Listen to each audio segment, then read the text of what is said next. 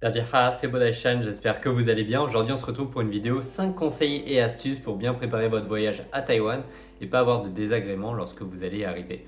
Pour cela, j'ai pris quelques petites notes, on verra si d'autres idées me viennent pendant la vidéo. Et n'hésitez pas à rester jusqu'à la fin parce que la dernière astuce pourrait peut-être vous rendre riche, enfin si vous êtes très chanceux. On va commencer tout de suite par la première astuce qui est une astuce un petit peu rare, un petit peu économie d'énergie, peut-être pas, mais économie surtout d'argent.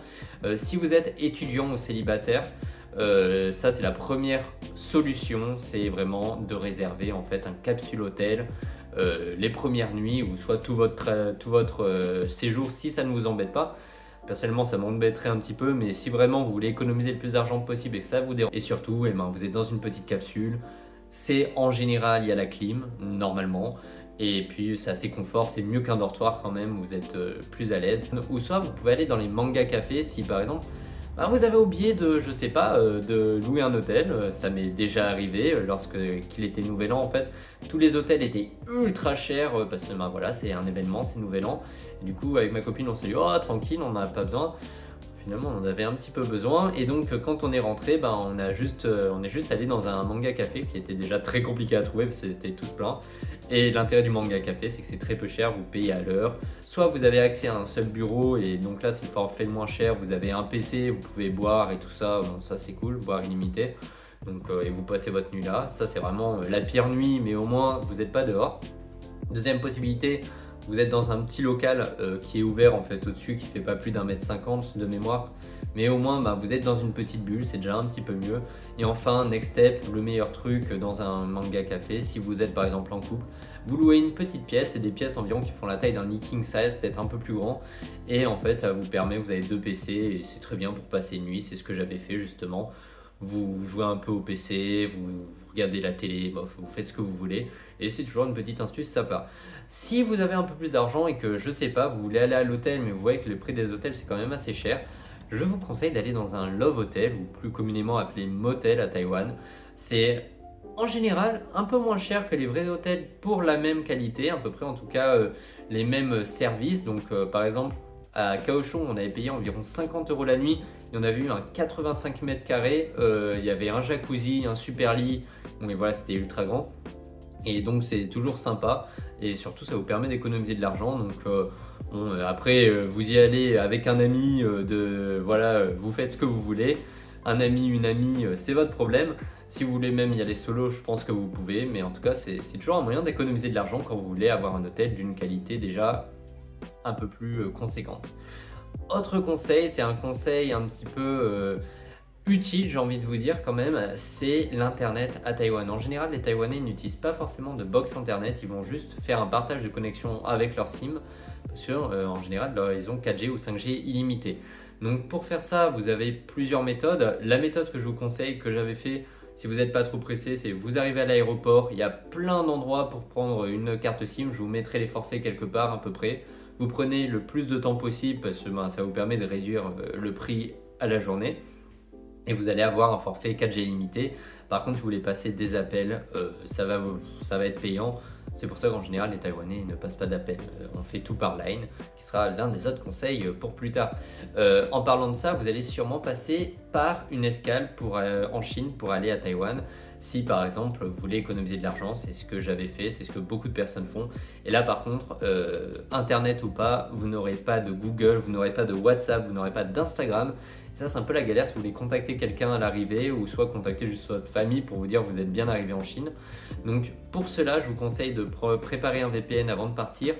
Mais il me semble que tout simplement, vous pouvez juste aussi prendre une SIM card. Et en général, les SIM cards pour la Chine vous permettent d'utiliser Instagram et tout ça. Donc essayez de prévoir ça à l'avance. Il y a plein d'applications. Comme vous le savez sûrement, je n'ai pas de partenariat, donc je ne vais rien vous conseiller. Mais si vous cherchez un petit peu, vous allez en trouver plein. Taïwan, vous pouvez aussi prendre la même chose et prendre une eSIM si vous voulez.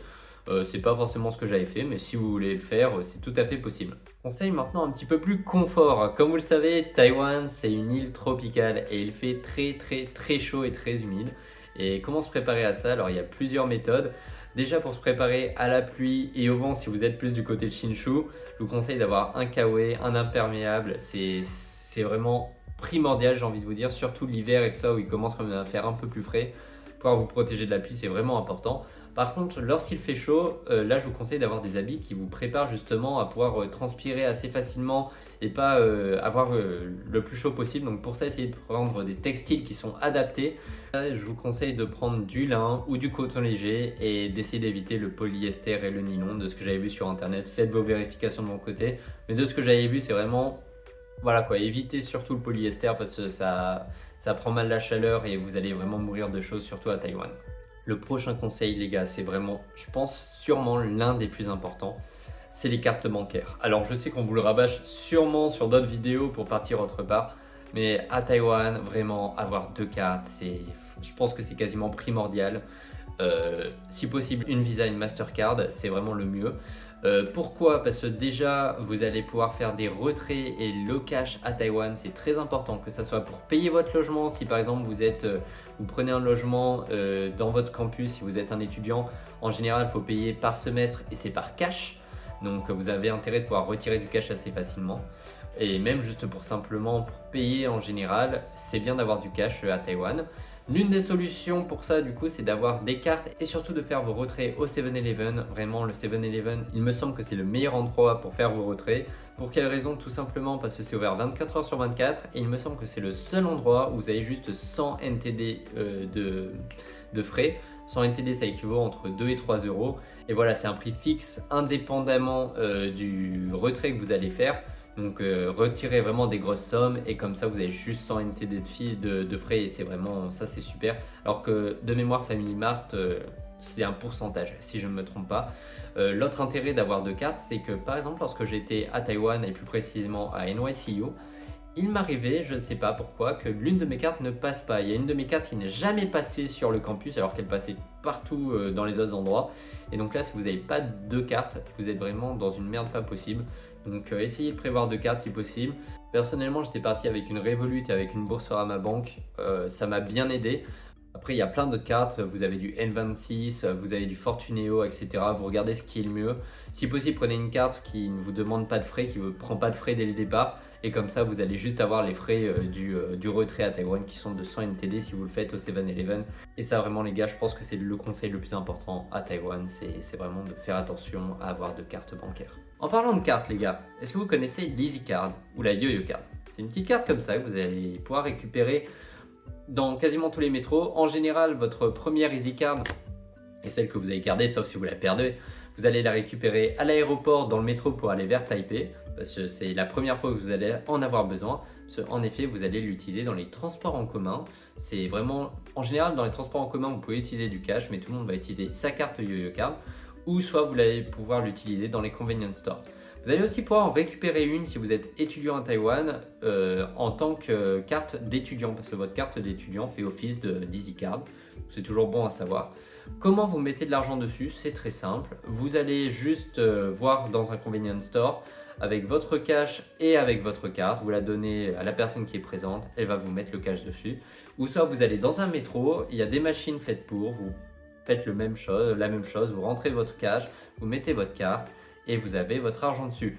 C'est aussi la raison pour laquelle je vous disais que Taïwan c'est le pays du cash. Vous allez devoir faire très souvent des retraits pour avoir du cash et le mettre sur cette carte.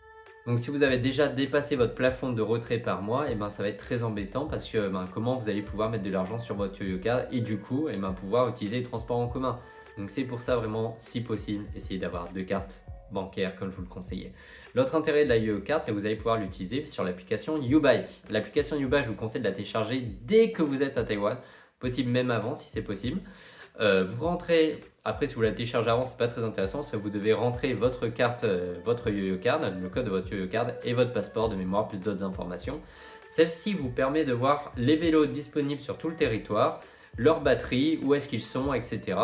Et les vélos à Taïwan, c'est la chose qui est le plus utilisée lorsque vous allez rester là-bas parce que il fait beau, c'est super bien fait pour pouvoir se balader en vélo et puis c'est très agréable, c'est pas cher. En général, les 30 premières minutes sont gratuites et puis après c'est entre 10 NTD si par exemple c'est un vélo sans batterie et 20 NTD si c'est un vélo avec batterie toutes les 30 minutes. Donc c'est vraiment pas cher et voilà, c'est la première chose que je vous conseille de faire lorsque vous arrivez à Taïwan et que vous avez votre EasyCard à disposition, c'est de créer votre compte sur l'application YouBike et comme ça vous allez vraiment pouvoir vous déplacer dans Taïwan de la meilleure manière qui soit. Et enfin, dernier conseil, qui est le conseil qui est quand même assez important, j'ai envie de vous dire, c'est de télécharger les bonnes applications. Dans certains pays, ça peut être vraiment primordial, comme en Corée du Sud, où toutes les applications sont quasiment inutiles et vous êtes obligé d'avoir les applications coréennes. Taïwan, c'est pas forcément le cas, mais il y a quelques applications qui peuvent vous être utiles. Par exemple, l'application Line. L'application Line, c'est l'application de communication qui est utilisée à Taïwan. Alors, ils utilisent aussi WhatsApp, ils utilisent aussi Instagram, Messenger. Il me semble qu'ils n'utilisent pas Snapchat, mais bon, voilà. Ils utilisent les mêmes applications que nous. Mais Line reste l'application principale, surtout vous pouvez rentrer en fait des informations de votre carte bancaire et du coup payer les choses grâce à Line. Il y a beaucoup de restaurants justement où vous pouvez payer par Line et c'est toujours très utile. Et c'est aussi le meilleur moyen pour échanger vos contacts avec des Taïwanais que vous allez rencontrer. En général, ils vont vous donner leur Line, donc c'est toujours sympa d'en avoir un. Fait important par rapport à Line, c'est que de mémoire, si vous téléchargez l'application Line en France, vous n'allez pas pouvoir mettre votre carte bancaire dessus. Donc n'oubliez pas soit de la télécharger en France mais avec un VPN, ou soit de la télécharger directement dès que vous êtes à Taïwan. Et enfin la dernière application, celle que vous attendiez tant, parce que celle-ci peut vous faire gagner beaucoup d'argent, enfin si vous êtes très chanceux, parce qu'en effet c'est une application de loterie. Alors vous allez me dire pourquoi une application de loterie? C'est très simple. Lorsque vous allez à Taïwan et que vous faites vos achats quotidiens, vous allez avoir des tickets de caisse. Jusque là, c'est simple, c'est comme en France. Sauf que ces tickets de caisse sont en fait des tickets de loterie. Alors la raison à cela, de ce qu'on m'avait expliqué, corrigez-moi si je me trompe en commentaire, c'est qu'avant les commerçants ne déclaraient pas tous leurs revenus au gouvernement. Du coup, celui-ci, un peu fourbe, a décidé de transformer ces tickets de caisse en des tickets de loterie. Alors maintenant, les clients, bien entendu, lorsqu'ils vont faire leurs achats, ils vont demander à leurs commerçants de leur fournir leur ticket de caisse, leur ticket de loterie. Ils ont bien envie de gagner cet argent. Il y a quand même jusqu'à 10 millions d'NTD à gagner, ce qui équivaut à environ 200 000 euros. Du coup, les commerçants sont obligés de déclarer leurs revenus au gouvernement.